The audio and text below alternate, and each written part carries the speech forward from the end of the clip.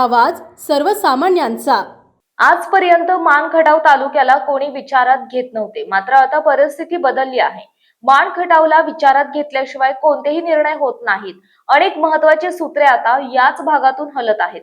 ही आपल्या सर्वांसाठी अभिमानाची बाब आहे। त्यामुळे आपण सर्वांनी एकत्रितपणे काम करून मानखटावचा सन्मान आणखी वाढवूया, असे आवाहन ग्रामविकास मंत्री नामदार जयकुमार गोरे यांनी केले। वर्धन कारखाना कार्यस्थळावर खटाव तालुक्यातील पत्रकारांच्या स्नेह मेळाव्याचे आयोजन करण्यात आले होते। यावेळी ते बोलत होते। आमदार धैर्यशील दादा कदम, वर्धन कारखान्याचे कार्यकारी संचालक विक्रमशील कदम, माजी जिल्हा परिषद सदस्य जितेंद्र पवार, जिल्हा नियोजन मंडळाचे माजी अध्यक्ष नंदकुमार मोरे, माजी सभापती सीएम पाटील, राजवर्धन कदम, नवल थोरात, निलेश जाधव यांची प्रमुख उपस्थिती होती। यावेळी बोलताना नामदार जयकुमार गोरे म्हणाले, खटावचा आमदार झाला पाहिजे या भावनेतून धैर्यशील कदम यांना संधी देण्यात आली। खटाव आणि मान असा दुजाभाव आपण कधीही केला नाही। दोन्ही तालुके आपल्यासाठी समान आहेत। येथील जनतेने दिलेल्या आशीर्वादामुळेच आपण 4 वेळा लोकप्रतिनिधित्व करू शकलो, असंही त्यांनी स्पष्ट केले। पुढे गोरे म्हणाले, पत्रकारांनी विकासाचा आवाज बनावे, तसेच मान खटावच्या विकास कामांना व्यापक प्रसिद्धी मिळावी आणि तालुक्याच्या सकारात्मक घडामोडी जनतेपर्यंत पोहोचाव्यात, यासाठी पत्रकारांची भूमिका महत्त्वाची आहे। विकासाच्या मुद्द्यांवर पत्रकारांनी निर्भीडपणे लिखाण करावे, असे आवाहनही नामदार गोरे यांनी केले। आमदार धैर्यशील कदम म्हणाले की मान खटावच्या विकासासाठी सर्वांनी राजकीय मतभेद बाजूला ठेवून एकत्रितपणे काम करण्याची गरज आहे। तालुक्याच्या प्रश्नांना प्राधान्य देत विकासाची गती कायम ठेवली पाहिजे। पत्रकारांनी समाजातील सकारात्मक घडामोडींना व्यासपीठ देत विकास कामांची माहिती जनतेपर्यंत पोहोचवावी, असेही आवाहन आमदार कदम यांनी केले। यावेळी विक्रमशील कदम, नंदकुमार मोरे यांनीही मनोगत व्यक्त केले। पत्रकार धनंजय क्षीरसागर, अविनाश कदम, फिरोज मुलानी, प्रकाश सुरमुख, पांडुरंग तारळेकर, आयाज मुल्ला, रशीद शेख यांनीही काही अपेक्षा व्यक्त करत मनोगत व्यक्त केले। त्या दिशेने पुढे चाललाय हे आपण सगळ्यांनी आपल्या लेखणीतून प्रतीत केलं पाहिजे आणि मानखटावचा सन्मान कमी होणार नाही। मानखटावला जे मिळाले ते स्वीकारून मानखटावला आणखीन कसं आपल्याला पुढे घेता येईल, पुढे नेता येईल। शेवटी आपण खटाव मानपुरतं मर्यादित नाही, पण तरीसुद्धा आपल्याला शेवटी बाळाचा पाय बनतात आपण, त्यामुळे तसं आपले पाय पोटाकडेच येतात। त्या दृष्टिकोनात आपण सगळ्यांनी प्रयत्न करावे, सगळ्यांनी आपण जबाबदार आहात। मला वाटतं सगळेजण राजकीय विश्लेषक आहात, कारण आमच्यापेक्षा राजकीय ज्ञान असणारे अनेक पत्रकार बांधव इथं आहेत। आमच्याहीपेक्षा अनेक पावसाळी उन्हाळी जास्ती घेतलेली पत्रकार बांधव इथं आहेत, राजकीय परिस्थिती माहिती असलेली लोक इथं आहेत। त्यामुळं मी अधिकचं ज्ञान न देता मी आपल्याला सगळ्यांना पुन्हा एकदा मनापासून हीच विनंती करेन की आपण सगळे मिळून चांगल्या कामात एकत्र राहू, पण चुकीच्या कामाला थांबवण्याचे काम करू। परंतु मानखटावला पुढे घेऊन जात असताना तुमच्या सगळ्यांची साथ अपेक्षित आहे। ते सगळी साथ आपण धैर्यशील दादाला द्याल, आम्हाला सगळ्यांना द्या, अशा पद्धतीच्या भावना या निमित्तानं व्यक्त करतो। आज उभारणं इथं येणं झालं, बंटी पाटलांच्या भेटीला आज कोल्हापूरला गेलो होतो। येताना थोडा उशीर झाला आणि दादांनी इथं आल्यावर सांगितलं की पत्रकार बंधू सगळे बोलवले, तर आखाडीचं जेवण आहे भाऊ, तुम्ही आलं पाहिजे। मी म्हणलं आता आखाडीच्या जेवणात माझं काय काम आहे। दादाने आग्रह केला, आलाय तर तुम्ही सगळ्या पत्रकार बांधवांना भेटून जावा। पण किमान दादांच्या मुलं का होईना, पण सगळ्या पत्रकार बांधवांना भेटता आलं, याचा मनापासूनचा आनंद आहे। हाच आनंद व्यक्त करून पुन्हा एकदा आपल्या सगळ्यांना आपल्या पत्रकारितेला मनापासूनच्या शुभेच्छा देतो। पुन्हा एकदा जाताना सांगतो की शेवटी आज ग्रामविकास खात्याचा मंत्री म्हणून काम करतो, जिल्ह्याचं नेतृत्व करत असताना, आज राज्याच्या ग्रामविकास खात्याचं नेतृत्व करत असताना जे काय बेस्ट करता येईल, जे काय चांगलं करता येईल ते करण्याचा प्रयत्न नक्की करतो। मग मानखटावची मातीचा मान सन्मान कसा वाढेल, किंबहुना त्या मातीला डाग लागणार नाही अशा पद्धतीचं वर्तन ठेवून चांगलं काम करायचा प्रयत्न करतो। तर शेवटी ठीक आहे, आता पुढे जात असताना अनेक गोष्टी चुकत असतात, अनेक गोष्टी होत असतात आणि आपण सगळं चांगलं केलं म्हणून आपल्याबद्दल सगळे चांगले बोलतात असंही काही नसतं। त्यामुळं सगळा वाईट लिहिणारासाठी आपण जरी वाईट असलो तरी त्याचं अंतर्मन त्याला कधीच सांगत नाही की जयकुमार गोरे वाईट आहे, परंतु मन सांगतं की ह्याच्यावर लिहिलं पाहिजे म्हणून ते कधी लिहायला लागतं। तर असं काही असलं तरीसुद्धा आपण सगळे मिळून भविष्याच्या दृष्टिकोनातून एकत्र राहून काम करू. काही असलं चुकलो तर सांगा.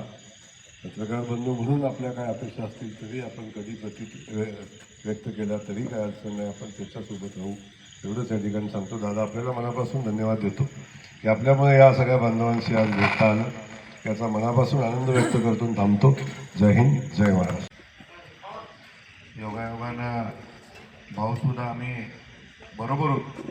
भावना म्हणलं खटाव तालुक्यातले सगळे लोकशाहीच्या चौथा स्तंभवाले इथं आहेत. आपण त्यांच्याशी भेटून जावं. त्यांनी सुद्धा अतिशय आनंदानं आता सगळे जमले तर 2 मिनटं आपल्याशी भेटावं म्हणून भाऊ या ठिकाणी आले. कारखाना कार्यस्थळावर तुमचं मनापासून आपल्या सगळ्यांच्या वतीनं स्वागत करतो. आपण आलात, पाहुणचार घेतला.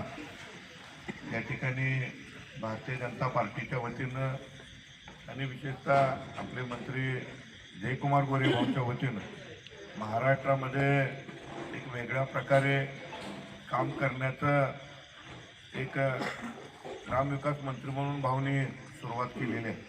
आपण बघितलं असेल वारीसारखं एक मोठं नियोजन या ठिकाणी भाऊनी लिहिया पेरलं आणि एक कर्तबगार मंत्री म्हणून या ठिकाणी महाराष्ट्रामध्ये स्वतःला सिद्ध केलं. हे केलं कारण आपण सगळेजण पत्रकार आणि या तालुक्यातले सगळे नागरिक भाऊंच्या पाठीमागं आपण उभं राहिलो. 4 वेळा त्या ठिकाणी आपण सगळ्यांनी मतदान देऊन आमदार केलेलं आहे आणि आपल्या सगळ्यांचं तालुकावासियांची मान ताट राहील असंच काम या ठिकाणी भाऊ करतायत. मला आपल्या तालुक्याच्या वतीनं जयाभाऊंचं मनापासून आभार मानेल की माझ्यासारख्या कार्यकर्त्याला भारतीय जनता पार्टीच्या वतीनं देवेंद्र फडणवीस साहेबांच्या नेतृत्वाखाली आमदार बनवण्यात सिंहाचा वाटा भाऊनी घेतला आणि हे खरं तर आपल्या तालुक्याचा त्यांनी दिलेलं एक वरदान आहे. म्हणून नेहमी कर्तव्याला प्राधान्य देणारा एक नेता म्हणून जयाभाऊची ओळख या महाराष्ट्रामध्ये आहे. शब्दाला जागणारा नेता म्हणून या त्यांची ओळख महाराष्ट्रात आहे. मैत्री कशी करावी, कशी टिकवावी, कशी वाढवावी याचं मूर्तिमंत उदाहरण जयाभाऊ आज योगायोगानं आपल्यात आलं.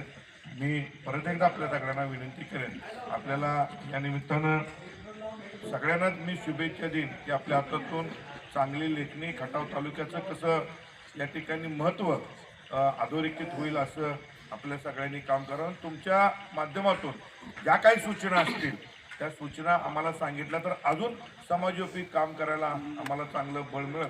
मी फिरोज मुलानी सरांना मनापासून धन्यवाद देईन की आजचा हा एकत्रित करण्याचं काम या ठिकाणी फिरोज सरांनी चांगल्या प्रकारे केलं. राजकारणाच्या पलीकडे जाऊन आपले संबंध आपण जपूया आणि जे चांगलं आहे त्याला चांगलं म्हणण्याचं काम आपण सगळ्यांनी करूया. जरूर जिथं काही चुका असतील त्या आम्हाला आठवणीत आणून द्या. त्या चुका सुधारून आम्ही सगळेजण काम करू. आपण आलात त्याबद्दल धन्यवाद. आपल्या भाऊ अत्यंत कमी कालावधीमध्ये या लोकांना एकत्रित करण्याचा योग आला आणि अशा पद्धतीचे निरोप गेल्यानंतर एका आपुलकीच्या भावनेनं सगळे आता सगळ्यांचे इथं विचार व्यक्त केले. पत्रकार बांधवसुद्धा व्यक्त झाले. मग 40 वर्षापासून ह्या क्षेत्रामध्ये असलेले, नव्यानं आलेले आणि मान खटावचा संपूर्ण अभ्यास असलेली सगळी लोक इथं व्यक्त झाली. सावरकर साहेबांसारखी ज्येष्ठसुद्धा इथं व्यक्त झाली आणि प्रामुख्यानं खटावचे असल्यामुळं खटावच्या संदर्भातल्या त्यांच्या काही अपेक्षा त्यांनी इथं व्यक्त केल्या. तहसील दादा आमदार म्हणून तुमच्या सहकार्यानं, मुख्यमंत्र्यांच्या आशीर्वादानं आज खटावचा भूमिपुत्र म्हणून विधान परिषदेमध्ये गेले आणि सर्व राजकीय व्यक्तींसहित पत्रकारसुद्धा त्या बाबतीमध्ये खूप समाधानी झाले आणि मग आता खटाव म्हणून त्यांच्या अपेक्षासुद्धा त्यांनी व्यक्त केल्या.